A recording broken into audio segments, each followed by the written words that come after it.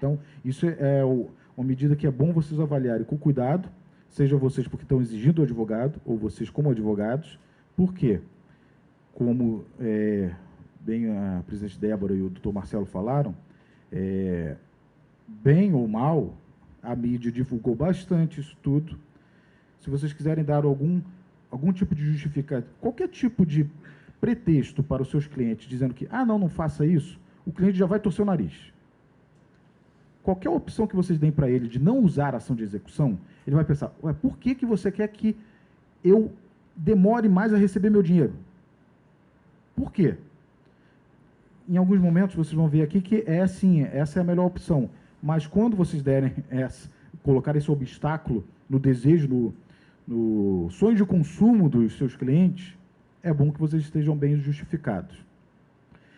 E aí boletos, balancetes e tudo mais. Fazendo de novo um paralelo com o contrato de locação, como que se executava aluguéis, encargos? Era contrato e boleto. Eu pego o contrato, cópia do contrato, coloco na ação de execução e os boletos que eu mandei. Boleto é um documento produzido unilateralmente. Mas não é tão unilateral, no seguinte sentido, eu só fazer o cálculo. Se fizer o cálculo do que está previsto no contrato, eu estou falando do valor nominal do aluguel, o valor o indexador adequado, a penalidade, e aí multa e juros, não tem como fugir, é matemática. E o condomínio? Boleto do condomínio. O que nós vamos fazer é colocar muito mais documentos do que um mero boleto do condomínio. Nós vamos colocar as atas que deram origem a esses débitos. Aí eu coloco mais eu estou tentando responder, mas isso, lógico, não é certo, não é absoluto. Teremos pessoas com entendimentos diferentes e tudo mais, como já vi diversos administradores já orientando, quer dizer, jurídicos, né, de administradores orientando, dizendo que não, execução só se tiver o valor na ata. Não tem na ata, já era. É bom vocês, pode ser realmente a posição mais segura e tudo mais, mas preste atenção. Se for essa mesma linha, vocês estão se fechando para essa outra possibilidade. Avaliem com cuidado. Execução de multa infracional. Aí vem um problema, que é o seguinte: o Código de Processo Civil, como vocês viram, não fala de multa. Nosso Código de Processo Civil, agora em vigor, ele fala que é o crédito referente às contribuições ordinárias ou extraordinárias de condomínio de ilícito, previstas na respectiva convenção ou aprovadas em Assembleia Geral. Não tem como interpretar que aqui tem multa infracional. Eu posso se incluir, e como é um entendimento já pacífico de outros títulos executivos, multa, juros, correção. Então, a multa, natureza de penalidade, os juros, ok. Não multa por infração. E aí eu me refiro ao quê? A multa do cachorro latindo demais. A multa por barulho. A multa por danos em áreas comuns. Não. Indenização por danos em área comum. Também não. Também não. Não recomendo que a gente utilize a via executiva para isso. Agora, mas a multa infracional a gente tem um problema. A Lei Especial de Condomínios, artigo 21, que não tem um correspondente no Código Civil, fala que compete ao síndico a iniciativa do processo e a cobrança da multa, por via executiva. Aqui ele está falando de deveres estipulados na convenção ou no regimento interno, de respeito ao horário de obras, de respeito à ordem de preferência do salão de festas, qualquer coisa que não seja pagamento. Na verdade, qualquer coisa, se não for meramente atraso no pagamento, porque eu vou dizer, e vocês vão ver até onde que eu vou chegar. E aí vocês dizem, André, mas não é isso que o Código de Processo Civil está falando. Só que aí a gente tem que lembrar do artigo 784, inciso 12, que fala o seguinte: todos os demais títulos aos quais, por disposição expressa, a lei atribuir força executiva. Isso significa que, na minha interpretação rápida, tá? A Lei 4591 definiu o rito executivo para despesas condominiais, cobrança de despesas condominiais e também multa infracional. O Código de Processo Civil agora, ele mencionou expressamente as contribuições. Mas será que ele tem o condão de excluir esse outro artigo da 4591? Falando sinceramente, eu não arriscaria ir para a via executiva cobrando uma multa por infração.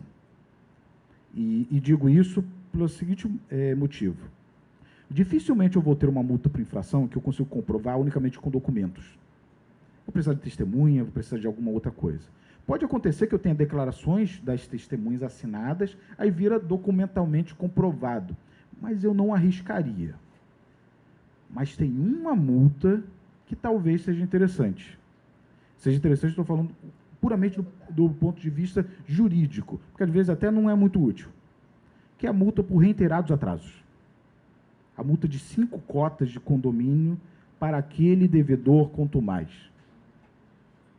É aquela multa que, pelo artigo 1337, caput, eu preciso levar à Assembleia com um item específico e aprovar por 3/4 de todo o condomínio, excluindo o voto do devedor, do infrator, nesse caso.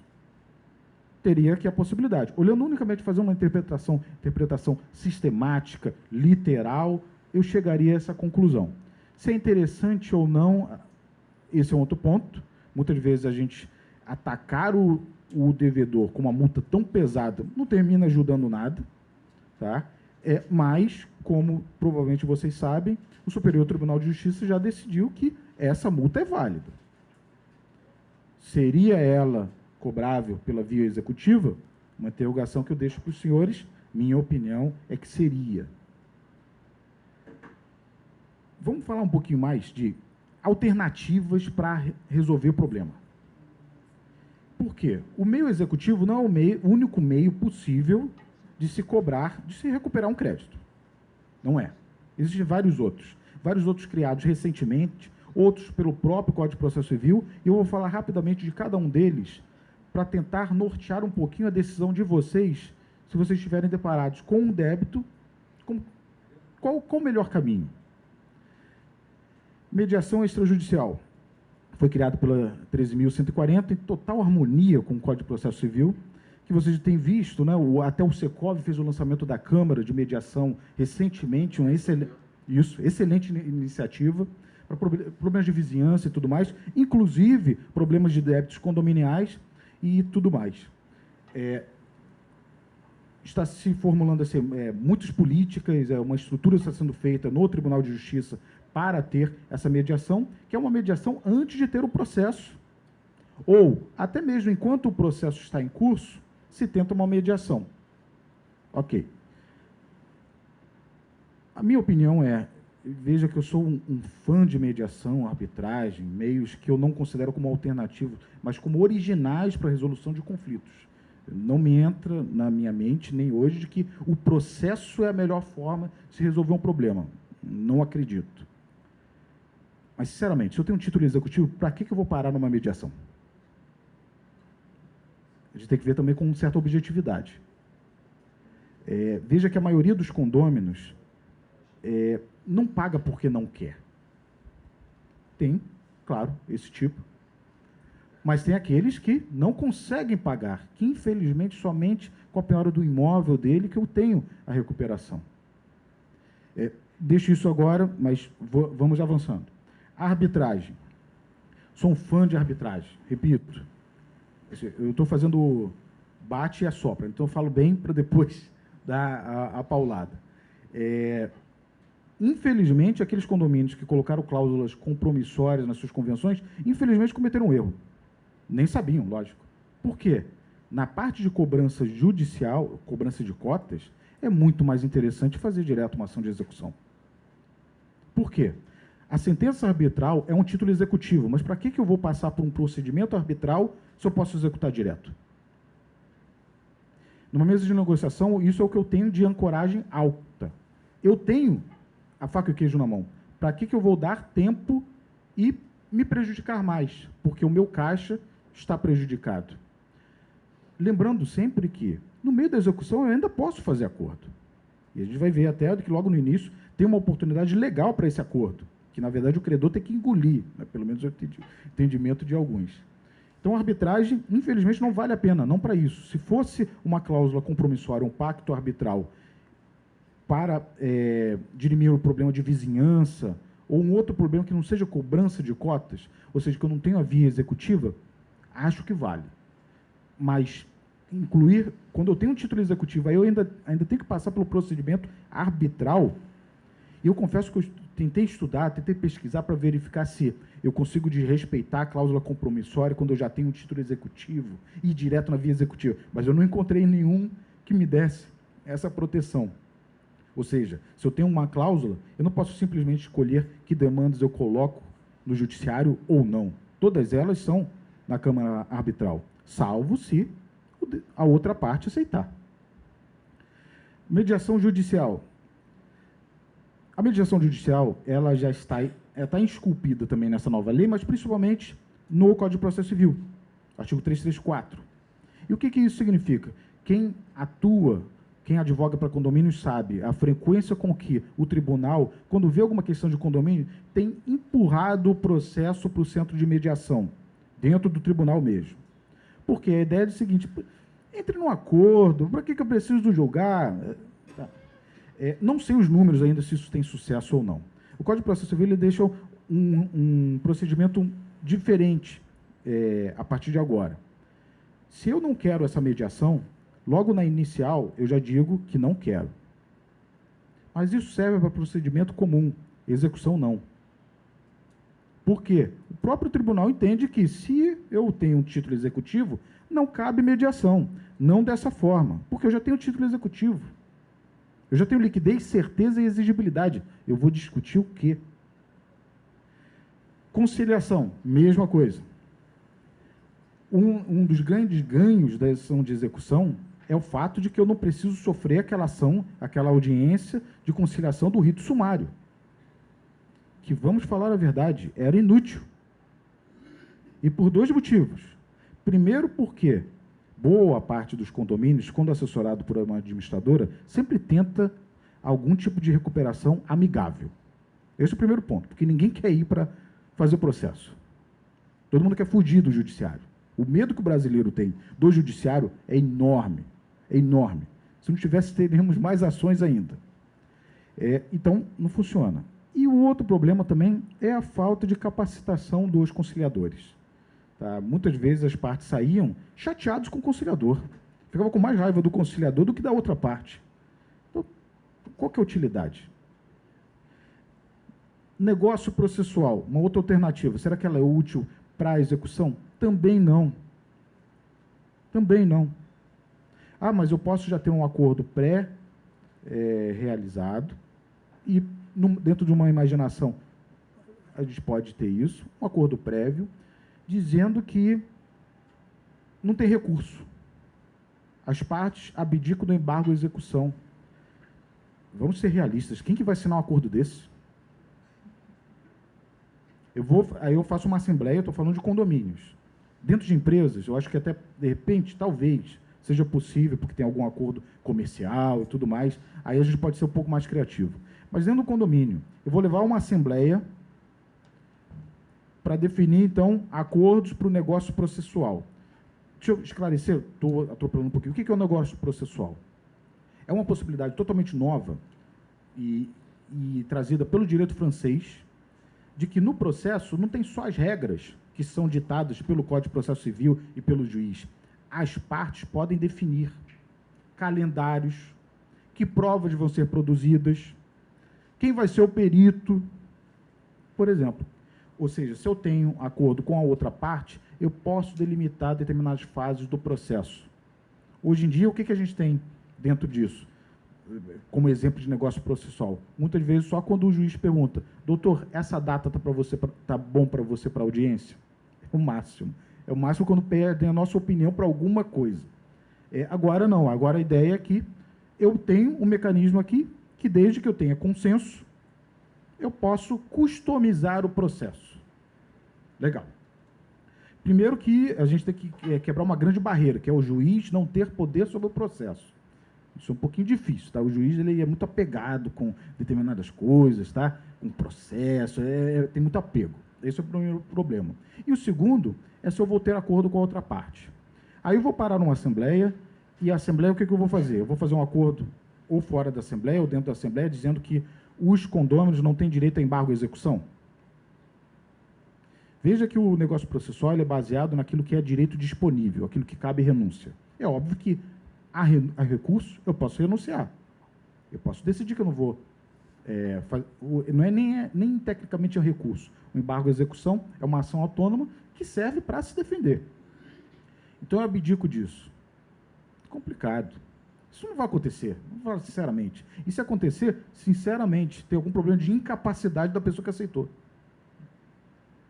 Então, não vejo que haja algum tipo de utilidade no negócio processual. Embora ele seja ótimo quando a gente estiver falando de problemas de obras, de perícia, isso pode caber algum tipo de negociação, customização do processo, havendo, claro, sempre boa vontade entre as partes. Que sempre acontece, né? Boa vontade em condomínio sempre tem, né? E procedimento comum. Uma alternativa à ação de execução é o procedimento comum. O artigo 785, muito parecido com um outro que tinha já no Código de 73, ele deixa o seguinte: mesmo você tendo um título executivo, você pode escolher uma outra via. Então, você pode usar o procedimento comum. E como que é o procedimento comum? É aquele que tem produção de provas, eventualmente marcação de audiência. Agora, o rito não tem mais aquela chateação do rito sumário, obrigatoriamente tem que ter audiência. Não, não tem, não necessariamente. Aí eu posso dizer que não quero mediação, ou que quero, ou seja, eu uso o procedimento comum. Aqui a indagação que eu deixo para você é: por quê? Ah, porque eu não tenho segurança de quem eu vou processar. Olha, se você não tem segurança, seja na sua execução ou no procedimento comum, você vai ser condenado em custos e honorários se você processou alguém que não devia. Isso acontece, sim, no caso que a gente está falando de ação condominial. O que eu estou falando, e aí é importante que vocês saibam, aí somos nós, prestadores de serviço, nós estamos falando para o nosso cliente de que é melhor eu ter um caminho mais longo. Qual a utilidade? É bom que justifiquem bem. Eu não vejo. Vou falar um pouquinho mais sobre isso. Protesto. Na minha opinião, tendo agora, no Código de Processo Civil, débito condominial, crédito condominial como título executivo, fica muito mais fácil de protestar uma dívida condominial. Aqui no Rio de Janeiro, vi diversos escritórios, e ainda alguns administradores se arriscam a fazer isso. Mesmo com um órgão especial declarando a inconstitucionalidade daquela lei estadual, se não me engano, que falou que o protesto era possível, e, ao longo da decisão, o desembargador relator fala claramente que entende que não tem liquidez, certeza e exigibilidade. Vendo a representação de inconstitucionalidade daquela lei, o motivo não foi bem isso, o motivo foi mais a usurpação de competência na legislação, né, em legislar sobre o assunto. Mas é muito arriscado protestar aqui no Rio de Janeiro. Acredito que isso vai mudar a partir dessa alteração do Código de Processo Civil. Por quê? Dentro daquela ideia que só se protesta título executivo ou título de crédito.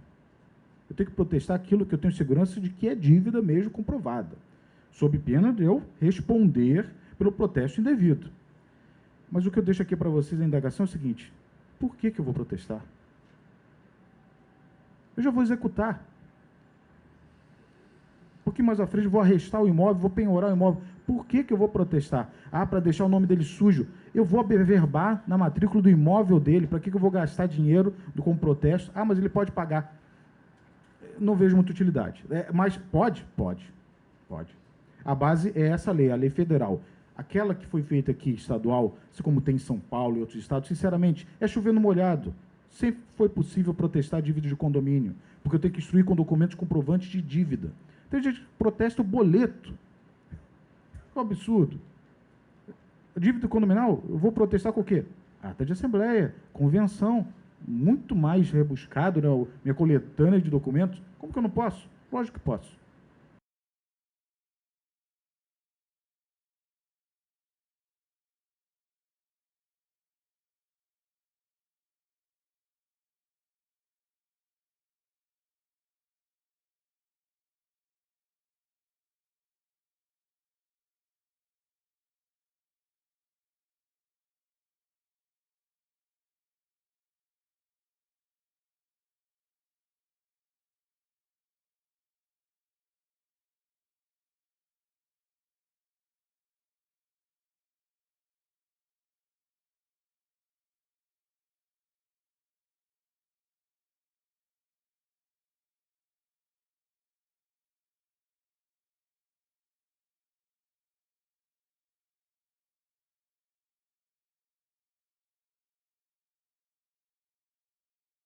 fizer o que é o mais adequado, que é mover várias execuções. Exato. Tá? E se eu movo várias execuções e ainda tenho um problema de ilegitimidade passiva, é bom ter cautela. Olha a paulada que eu vou levar. Então, o processo vai ficar mais caro. Me parece ainda que ainda é melhor a opção da ação de execução. Mas, se eu uso a ação de execução, eu tenho esse custo extra. E aí, o que eu tento, até para tentar reduzir o impacto para os clientes, né? Como boa parte dos meus clientes me pagam já mensalmente pela assessoria, já está inclusa as ações de execução. Para eles, pelo menos, por quê? Eu estou falando de custas. O cliente tem o custo do advogado. Ele vai pagar para cada advogado, para cada ação, honorários de advogado. São várias ações. Tem aqueles advogados que só cobram no êxito. É bom reverem esse tipo de cobrança, tá? Sinceramente. Só cobram no êxito, tá bom. Advogado que vive do processo, advogado que vive do processo passa fome. Mas tem vários profissionais e vários dessa forma. Eu não consigo fazer isso. Eu tenho que cobrar alguma coisa adiantada. Mesmo que eu abata no final, seja o que for. Isso fica caro. Esse tipo de cobrança para o cliente, que precisa fazer várias execuções, fica caro. Então, aí eu cobro mensal. Opa, fecha o contrato mensal, eu faço quantas ações vocês quiserem. Mas fica mais caro. E para o devedor também fica, que é o fato dele ter custas para embargar a execução. E condenação em honorários, que pode chegar, em tese, 40% do débito, se ele usou todos os recursos possíveis. Tá? Aí temos outro imponderável, que é o fato dos juízes não gostarem muito da gente ganhar, como advogado, muitos honorários. Tá? Então, não tem, né? E 40%, o juiz olhar assim, 40%? Não. Tá bom de que país? Entendeu? Então,